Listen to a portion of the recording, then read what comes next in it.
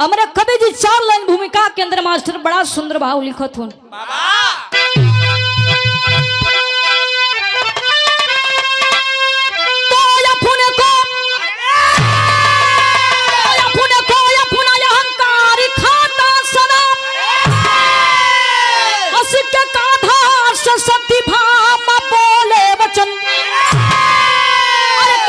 सुंदर न सृष्टि में नारी कोई श्याम साचे सुघर सुन के फेरे नयन ही गर्वी गविरती गरुड़ करके छाती धुना बोले हमको न पाएगा धरती गगन कि चक्र कहने लगे कोई ना हमसे बली कभी महेंद्री कलम हरी की कहती चरण।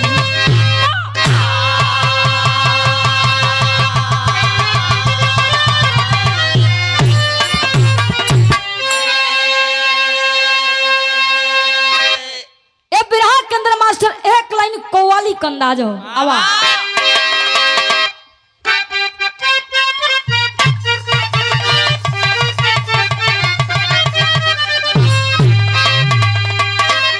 अरे कि सुना है मैंने मैं खाने का,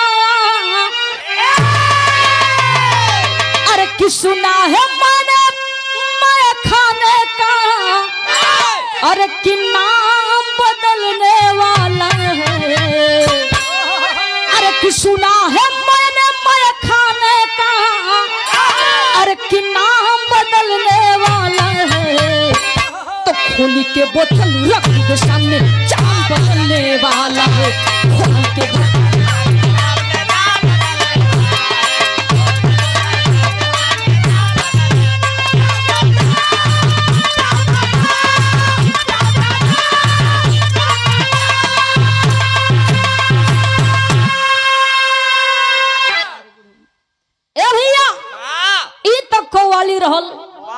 लेकिन हमार कवि जी अब बिरहा के अंदर बड़ा सुंदर भाव लिखत हो कैसे।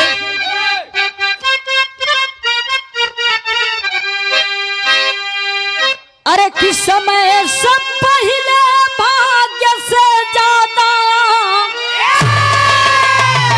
अरे हो किस समय से पहले भाग्य से ज्यादा, अरे कि कुछ ना मिटने वाला है, हो कि समय से पहले भाग्य से ज्यादा, अरे कि कुछ ना मिटने वाला है, तो अहंकार है जिसके अंदर एक ही टूटने वाला है, अहंकार।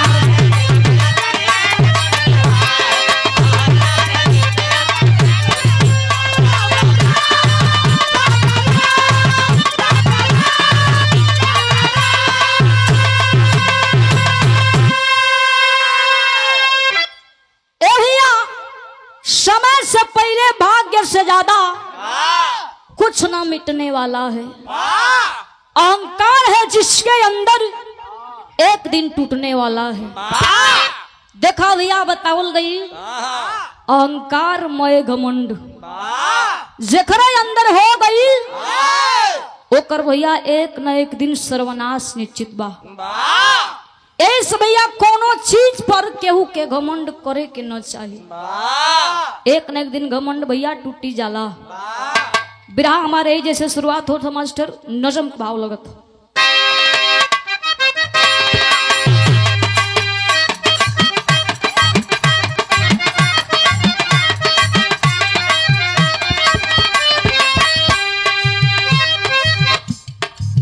करम से रंभो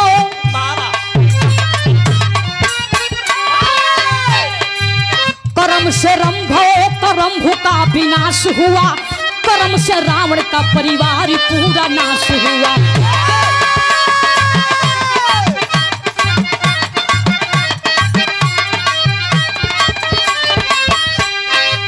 समय से कंस को जब कृष्ण जी सहोर है, समय से कंस को जब कृष्ण जी सहोर है, समय से सुल्तान को चौहान बानी मोर है।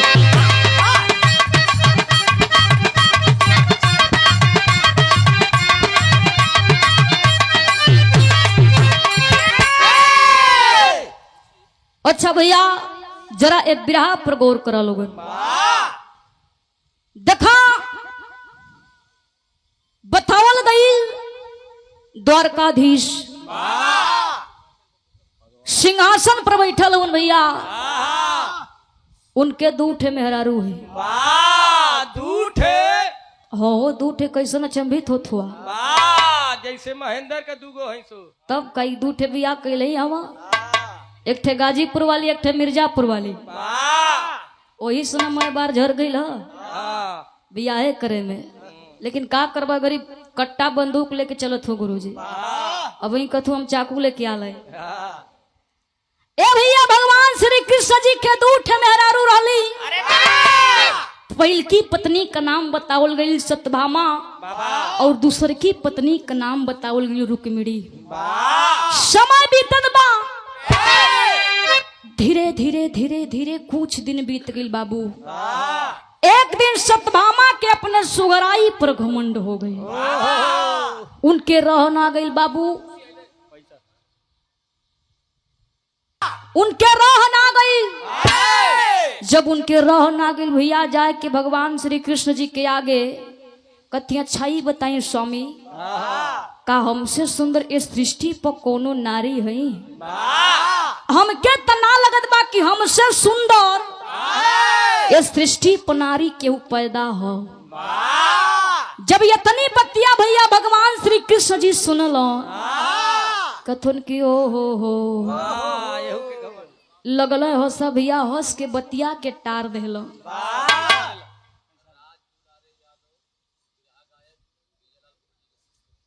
और सोचे भगवान श्री कृष्ण जी कहे ललन की वाह देख ला इनके अपने सुगराई पर घमंड हो गई।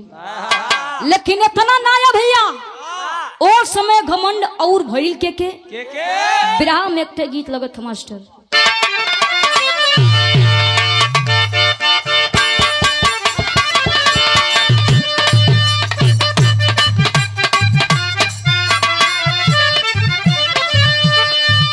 देखा भैया जवन गीत गावे जाते ये हमरे फिल्म अभिनेता गुरुजी एक गीत के गौले वो कैसेट में कैसे बड़ा नहाय के गावलो आ वो समय बड़ा नहाय के गौले हो।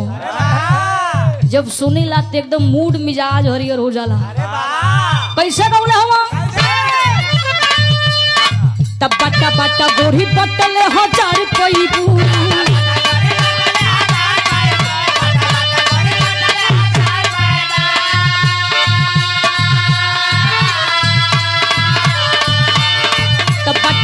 गोरी पटले हजार पैबू नहीं पटबू तो एकर काल चार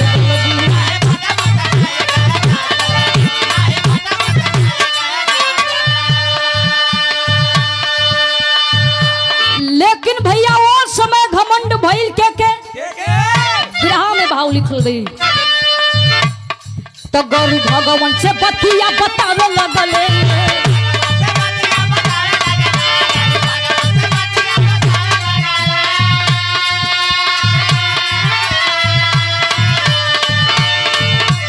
भगवान से बतिया बतावे लगले अपने बलावा पछतिया फुलावे लगले अपने बलावा पछतिया।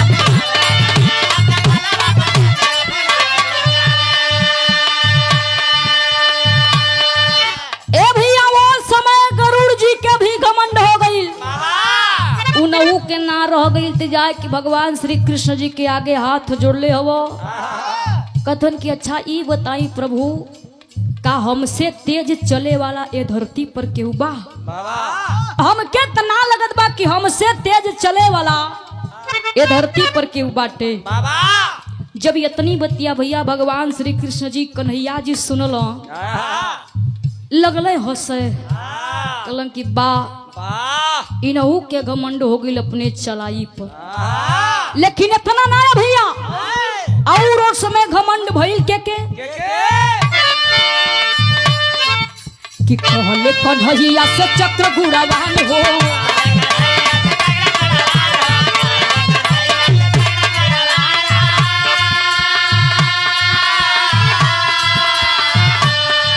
अरे केहू नहीं हमारा से बाटे बलवान हो।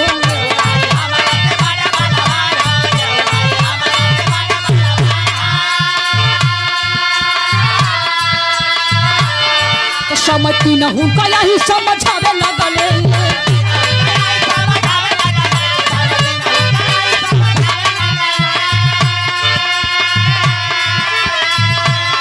तो समझती न हूँ कया ही समझावे लगले गला बाप छतिया फुलावे लगले गला बाप छतिया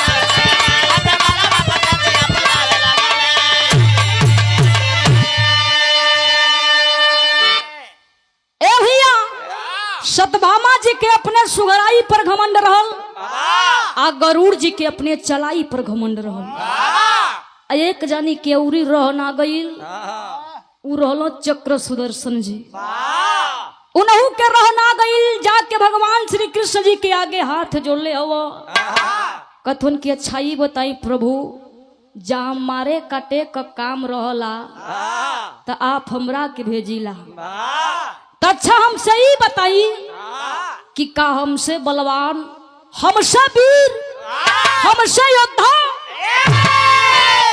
का ये धरती पर केहू बाटे।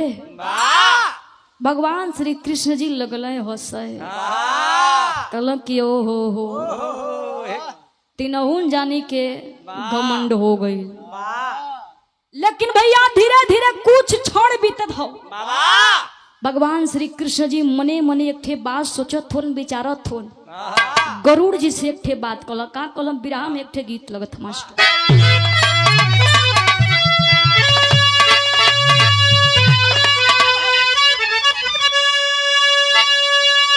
ई देखा भैया स्वर्गीय रामदेव गुरु अपने जवानी के आलम में ये गीत के बड़ा निमन से लहाई के गाय के चल गई लो वो समय कैसे गावा कैसे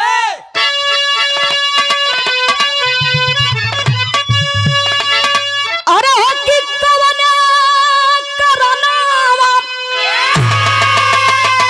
अरे हो कि कवने करनवा अरे कि सहर भागे अरे हो कि कवने करनवा अरे कि सहर भागे तपिया पपिया कबलिया जहर लगे तपिया पपिया कबलिया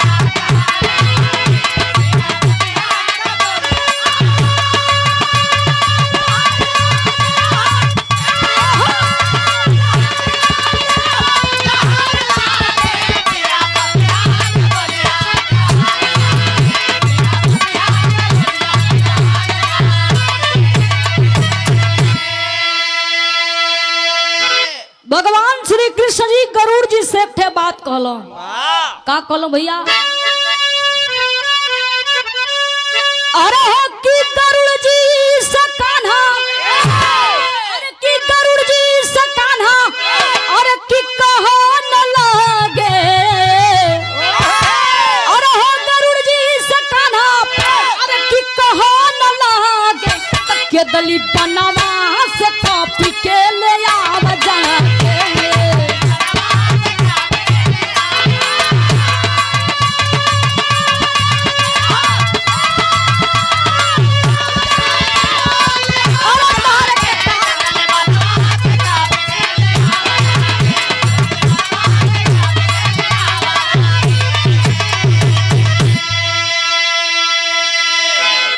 भगवान श्री कृष्ण जी गरुड़ जी से कहला कि अच्छा ते ठे काम करा तू केदली वन में चल जा आ वही जे एक ठे तोके कॉपी नाम का बंदर हुई हो आ जाए के कह दिया कि द्वारकाधीश भगवान श्री कन्हैया जी तोके बुलावत ए भैया गरुड़ जी भगवान श्री कृष्ण जी का आदेश पालन करे बदे चल देहलन वही केदली वन में गईलन जाके कहत का हूँ मास्टर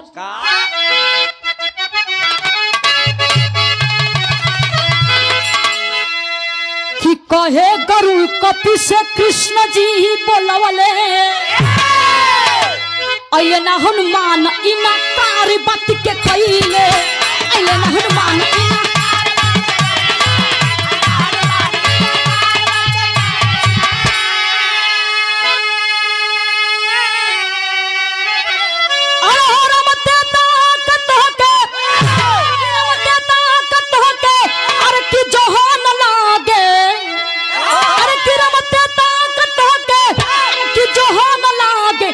चली बनवा से कपी के ले आवा जंग के ओहो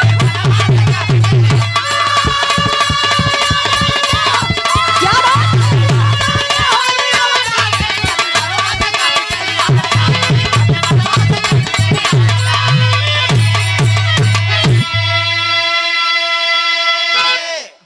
ए भैया गरुड़ जी वही केदली वन में गई हवन वही केदली वन में भैया अपन घूमत हो उनके मिलता ना हो एकदम मैं परेशान हो गई लो काहे से कि वही रंग को मैं जाना वही केदली वन में बानर दिखाई देत हन भैया खोजत खोजत परेशान हो गईलन जे करे लगे जात हो पूछत हन कि ये भैया एमा कपी नाम का केहू बंदर हो तू बताई भैया का कहत हो कहत हन कि पू पू कर ए भैया जखरा खुनी जात हन खाली कहत हो कि पू एकदम परेशान हो गईलन कथन की कहा भगवान श्री कृष्ण जी कौना वन में भेज दिल कि हमार पूई पाए कर के हमार माथा चाट गल आय में मिलतो ना हो कि मोह असली कपी हो के फिर भैया कुछ दूरी पर एक ठे कोना में एक ठे बूढ़ सब बानर बैठल हल देखत हन बड़ा ध्यान से कथन लगत हो कि वह नाना हुआ उनके रह ना गए भैया जाके जे पूछत हन हथवा कैसे जोड़ले हन कथन के भाई देखा तू पू पाए मत करिया खोजत खोजत हम तब परेशान हो गई रहली हो और बड़े ही सम्मान के साथ ये फिर से पुरस्कार सुरेश यादव रतनपुरा के कथन कपी जी कथन अच्छाई बतावा तू कैसन देखत थी बड़ा हफत हुआ कथन का बताई एकदम हम परेशान हो गई अब खोजत थी पूरा मय वन में कि म कपी नाम का केहू बंदर हो तो मिल जात तो भगवान श्री कृष्ण जी के पास लेके चल जाती जे करे कुनी जात थी खाली सरवा सो पूई पाए ए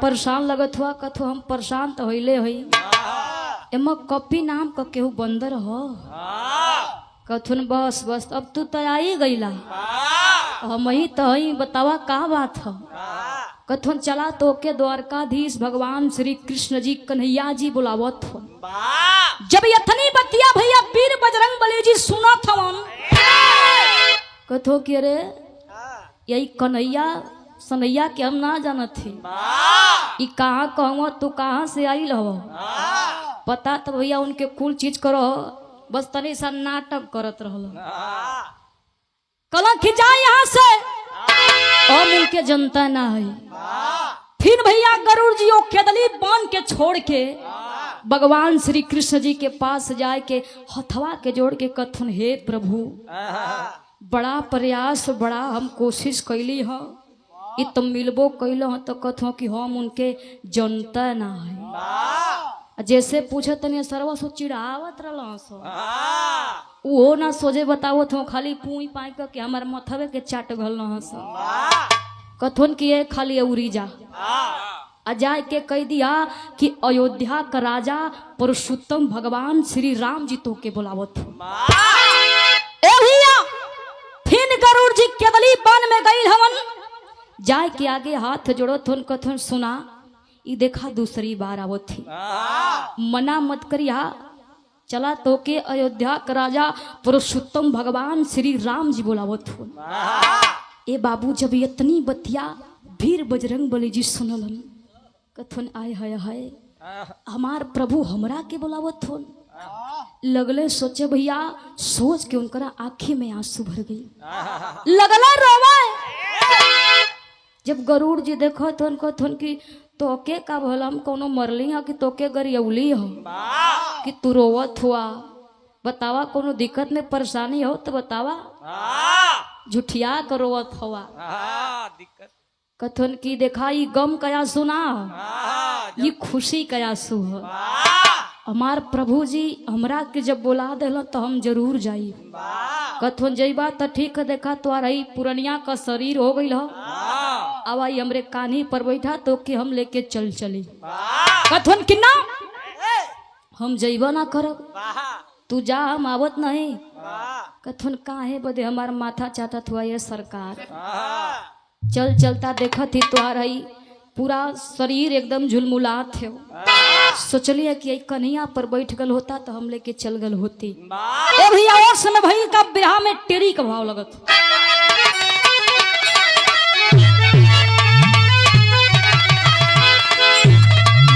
अरे कि कपिराई जा दुआरी पर खड़े, भैया कपिराई जा दुआरी पर खड़े, तो मिली है रामचंद्र जी संग में सीता माई। हो माई हो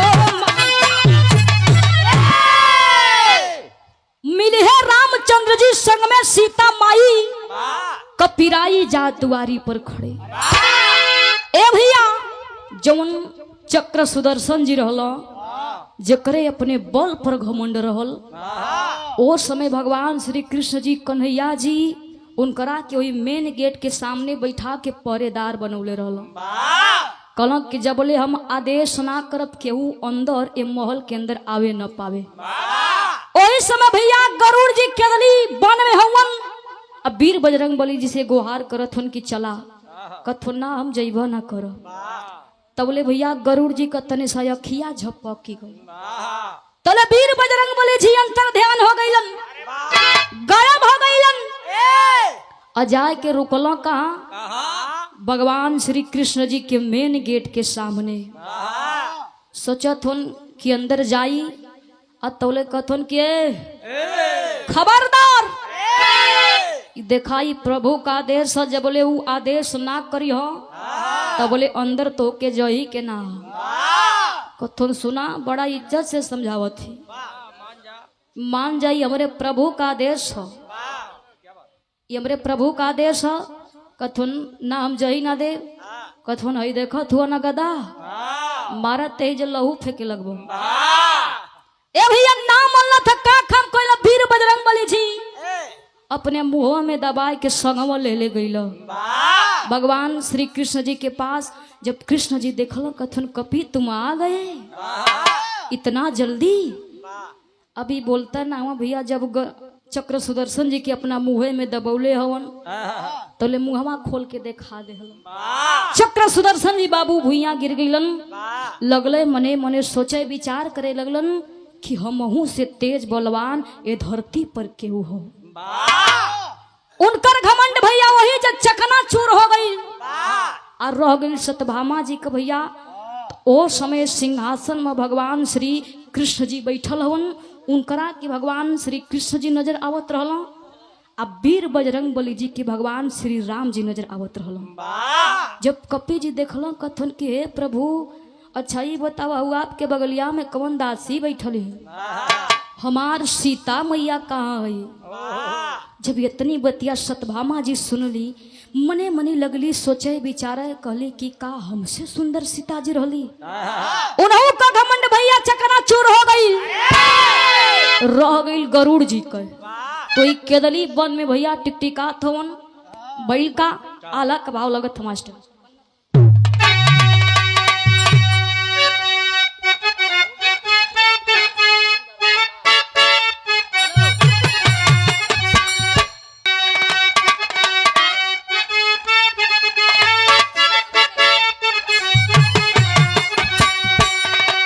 अरे किके हो कए खमंड नाही राहल दुनिया में बाबू।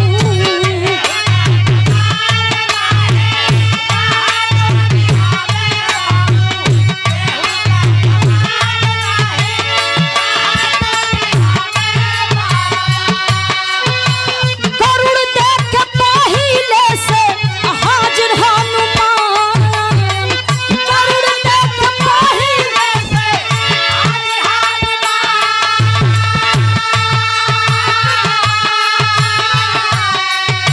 सत्यभामा के दासी होगा तबले बजरंगी बाबू।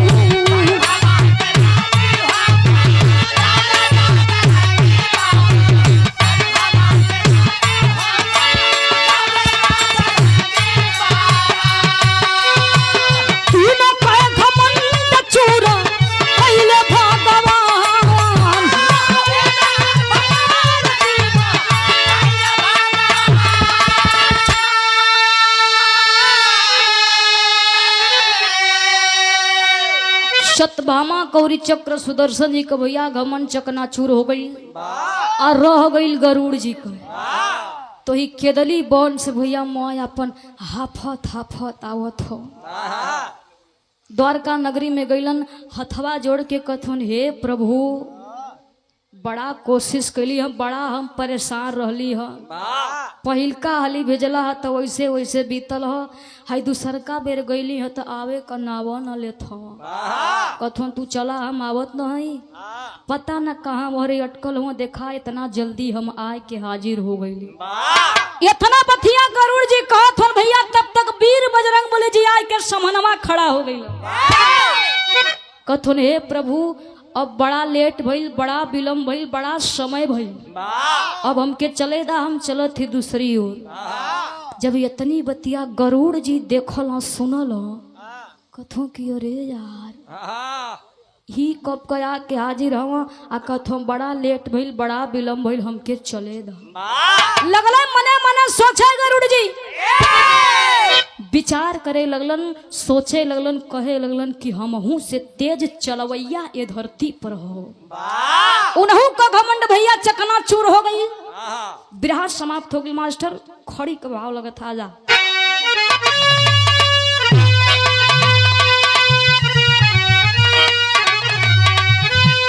अरे की अहंकार में, अरे की अहंकार में हमियत लुटाल मीतावा, अरे की अहंकार में हमियत, अरे की लुटाल मीतावा, अपने कारानी से दुनिया ला जाने मीतावा।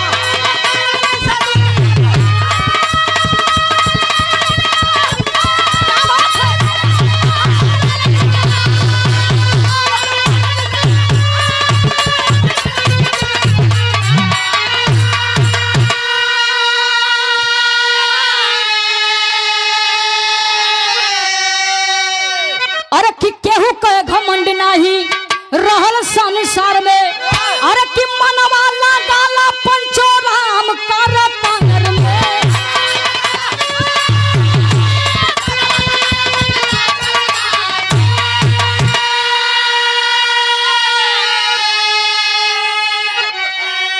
अरे कि कीर्ति कर्म के जुग जुग गवाल मीतावा, तो अपने करानी से दुनिया ला जाले मीतावा। बहुत अच्छा।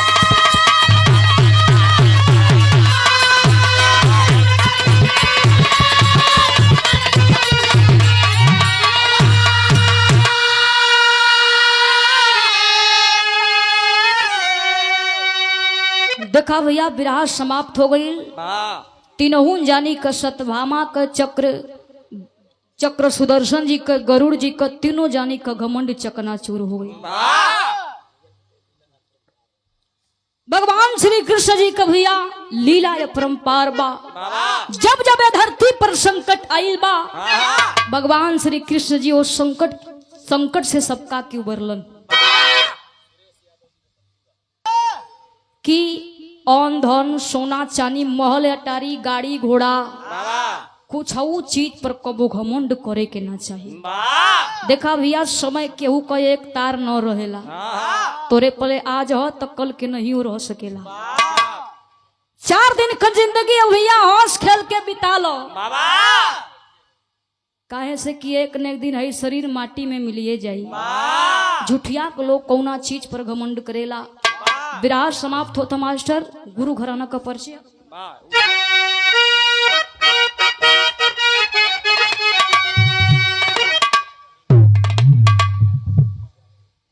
हम साथ बनी आप सम्मानित प्यारे लाल यादव गुरु जी मंच के पास आई, हम आपका सम्मान कर चाहत बनी। कहे से कि बड़ा दिन के बाद ये पहली बार हम मुलाकात माता रानी का कृपा से।